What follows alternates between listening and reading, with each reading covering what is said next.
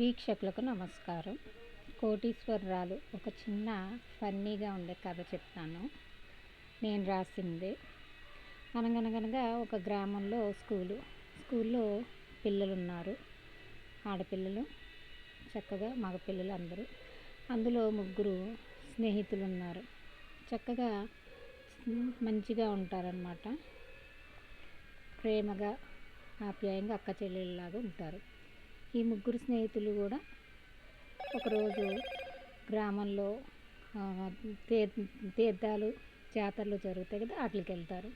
అక్కడ కొన్ని cotton candy, పీచు మిఠాయి అలాంటివి కొనుక్కుంటూ, రబ్బర్ బ్యాండ్లు, గాజులు కొనుక్కుంటూ సరదాగా గడుపుతారు. అలాగే ఒక పక్కన ఒక కోయిదొర కానీ లేదా ఒక పంతులు, జాతకాలు చెప్పేవాళ్ళు దొరుకుతారు కదా, వాళ్ళు కనిపిస్తారు. సరదాగా వాళ్ళతో జాతకం చెప్పించుకుందాం అనుకుంటారు. అది రూపాయికి ముగ్గురికి చెప్తానని బేరం చేసుకుంటారనమాట. సరే, ముగ్గురిని చూస్తారు.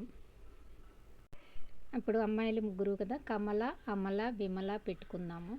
కమలని చూసి, అమ్మ నీకు చక్కగా పెద్దయినాక మంచి భర్త, పిల్లలు, ఇల్లు అంతా ఉంటుంది, నీ జీవితం సుఖంగా ఉంది అని చెప్తాడు కమలకి. విమలను చూసి, అమ్మ నీవన్నీ కష్టాలు పడతావు, అందరూ నీకు జీవితం నిండా శత్రువులే ఉంటాయి, నీవు కష్టజీవివి, నీకు అందరూ శత్రువులే అవుతారు, నీ ఉద్యోగం అలాంటిది అని చెప్తాడు.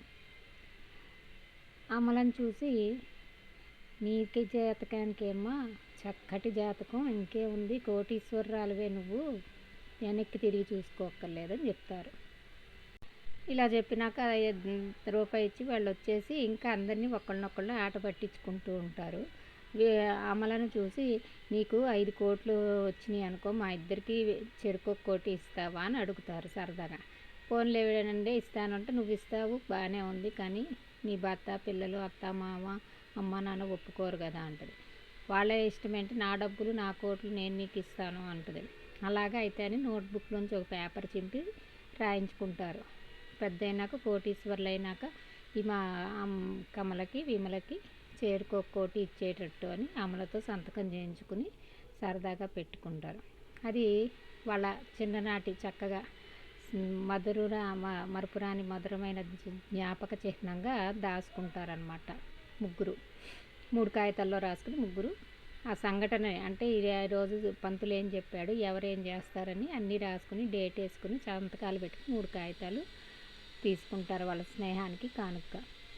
తర్వాత పరీక్షలు అయిపోతే, స్కూల్లో చదువులు అయిపోతే, ఇంటర్లో ఎవరికి కావాల్సిన సబ్జెక్టులు వాళ్ళు తీసుకుని ముగ్గురు 3 ప్రాంతాల్లోకి వెళ్ళిపోతారు.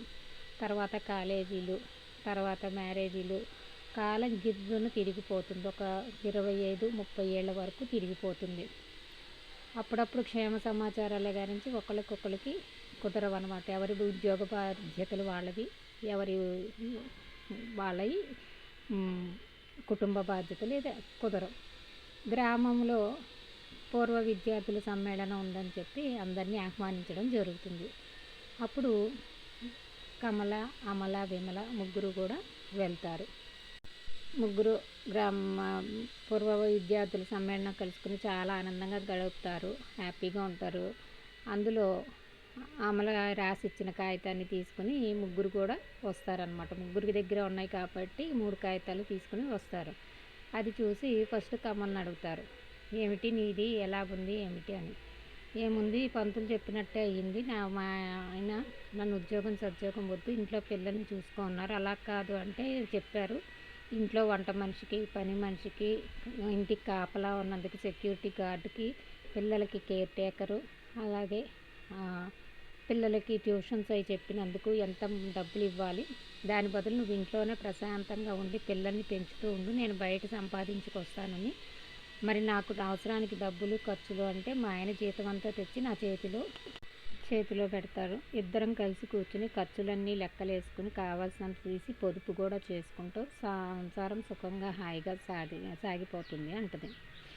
ఇకపోతే విమలని అడిగితే, అతను చెప్పినట్టే నేను కష్టపడి చదివి, పోటీ పరీక్షలు చదివి ఇన్కమ్ ట్యాక్స్ డిపార్ట్మెంట్లో జాయిన్ అయ్యాను. నా కర్మ, నాకు మిత్రులు ఎవరూ లేరు, ప్రతి ఒక్కళ్ళు లంచాలు తీసుకునే వాళ్ళే, వాళ్ళందరినీ రైడ్ చేసి పట్టుకుంటాను. అందరూ నాకు శత్రువులే ఉన్నారు. అతను చెప్పినట్టే అయ్యింది. కష్టాలు పట్టి చదవడము, ఉద్యోగం చేయడం, పేరు, డబ్బు అన్నీ ఉన్నాయి కానీ స్నేహితులు అనేవాళ్ళు లేరు. అందరూ శత్రువులే అయిపోయారు అని చెప్పి తను బాధపడుతుందన్నమాట. ఇకపోతే అమలత గురించి అడుగుతారు. నువ్వు ఇంతకీ మా ఇద్దరి విషయంలో కరెక్ట్ అయింది, నీ విషయంలో కూడా కరెక్ట్ అయిందా, నీ దగ్గర కోట్లు ఉన్నాయా ఏంటి అని. అమల ఒక రకంగా నవ్వుతా 5 కోట్లు ఉన్నాయి, కాకపోతే 3 నల్లవి, 2 తెల్లవి అని. అంటే నిజంగానే నీ దగ్గర కోట్లు ఉన్నాయా, నల్ల కోట్ల ఏమే నేను అని అని ఆశ్చర్యపోతూ ఉంటారు. అప్పుడు విమల అంటుంది, నీ దగ్గర నల్ల కోట్లు ఉన్నాయి కదా, నల్ల కోట్లని నేను నీ స్నేహితురాలని అలాగుంటే రైడ్ చేసి ఎవరైనా పంపిస్తారు, నేను మా ఆఫీసర్ని అడిగి చక్కగా నీ నల్ల కోట్లు నీకు కావాల్సిన ఫైన్ అది ఏదైతే ఉందో అవన్నీ కట్టేసి మీరు జైలుకి వెళ్ళకుండా మిగిలిన వాటిని అంటే ఎంతవరకు అపరాధ రుసుము ఉంటుందో అంత రుసుము ట్యాక్స్ కట్టేసి మిగతా దాన్ని బ్లాక్ అంతా వైటింగ్ చేసి మీకు ఇస్తాను. ఆ తర్వాత వచ్చిన దాంట్లోనే నేను ఇది చేరుకోక సగం తీసుకుంటాము పద అంటుంది. దానికి అమల నవ్వుతూ ఉంటుంది. సరే ముందైతే మీరు మా ఇంటికి రండి, అప్పుడు తతంగం అంతా చేసుకుందామని. అలాగే ఒకరోజు డిసైడ్ చేసుకుని ఆ రోజు అమల ఇంటికి వెళ్ళడానికి అందరూ తయారవుతారు. ఇక విమల ఇన్కమ్ ట్యాక్స్ కదా, ఆమె 2 అసిస్టెంట్లని పెట్టుకుని డబ్బులు లెక్కించే యంత్రం తీసుకుని ఫైల్స్ అప్లికేషన్ ఫామ్స్ తీసుకుని వచ్చేస్తుంది. అన్నంత పని చేస్తుంది అనమాట, తన స్నేహితురాల్ని రక్షించాలి అని. డబ్బు తీసుకోవాలని లేకపోయినా స్నేహితురాల్ని రక్షించాలనేది ఆమె ఉద్దేశం అనమాట. వచ్చేస్తుంది.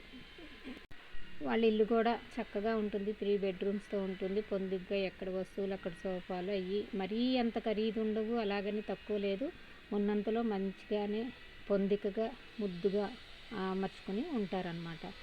ఇంకా రండి మంచినీళ్ళు తాగి భోజనాలు చేద్దాము అంటే కాదు ముందు కోటిలను తీసుకురా, కోట్లు డబ్బులు తీసుకొచ్చి ఈ అసిస్టెంట్లు ఉన్నారు, ఇదో మిషన్ ఉంది, ఇంట్లో లెక్కిచ్చేసి ఎంత ట్యాక్స్ కట్టాలి ఏంటో నేను ఆఫీసర్లు అందరితో మాట్లాడేసాను, నీకు ఎటువంటి శిక్ష పడదు అంటాను.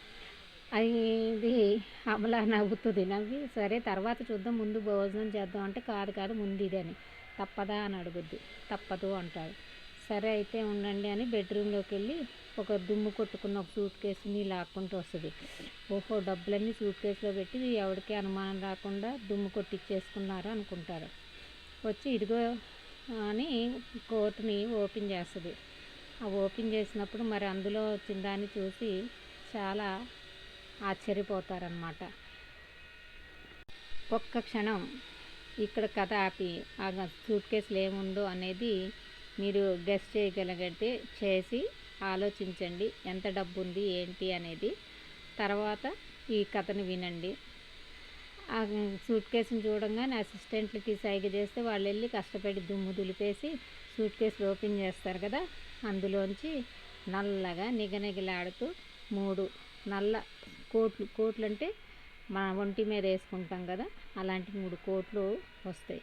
అందరూ ఇది చూసి ఏంటి ఇవా కోట్లు, నల్ల కోట్లు అంటే లేకపోతే నల్లధనం అనుకున్నావా, మా తాత లాయరు, మా నాన్న కూడా లా చేసి తర్వాత జడ్జి కింద అయ్యారు, తర్వాత నేను కూడా లా చేశాను, నాది ప్రాక్టీస్ చేయటం లేదు కానీ నాది ఈ 3 వారసత్వంగా వచ్చినవి ఈ నల్ల కోట్లు అని. మరి తెల్ల కోట్లు అంటే మా పిల్లలిద్దరూ డాక్టర్లు, వాళ్ళిద్దరికీ ఉన్నాయి 2 తెల్ల కోట్లు అని. ఇంతకీ చెప్పండి, మీకు నల్లవి కావాలా తెల్లవి కావాలా అని అడుగుతుంది ఫ్రెండ్స్ ఇద్దరిని. వాళ్ళిద్దరూ వెర్రి మొక్కలు వేసుకుని చూస్తుంటే అమల పడి నవ్వుతుంది. ఎంతైనా శాస్త్రం తప్పు కాదు, కరెక్ట్గానే చెప్పింది. కోట్లు అన్నది అది కోట్లు అన్నది డబ్బులు అని మనం అనుకున్నాం, కానీ డబ్బు కాదు, అది విద్య, వస్త్రము. మాకు వారసత్వంగా 3 కోట్లు వచ్చినాయి, ఇది మా పిల్లలు సంపాదించుకున్నవి 2 అని చెప్పి నవ్వుతుంది. దాంతో ఫ్రెండ్స్ అందరూ ఇంకొకసారి జీవితంలో ఒక మంచి ఫన్నీ ఇన్సిడెంటు, ఒక జీవితంలో ఒక హాస్యం జరిగిందని అందరూ తమాషాగా నవ్వుకుంటూ ఆనందంగా భోజనాలు చేసి ఎవరిళ్ళకి వాళ్ళకి వెళ్తారనమాట. ఈ కథ నచ్చితే తప్పకుండా లైక్ చేయండి, షేర్ చేయండి, ఫాలో అవ్వండి, సబ్స్క్రైబ్ చేయండి. జస్ట్ తెలుగులో ఉన్న కోట్లు అంటే డబ్బులకి కోట్లే, వేసుకునే వస్త్రాన్ని కోట్లే అని అంటారు కాబట్టి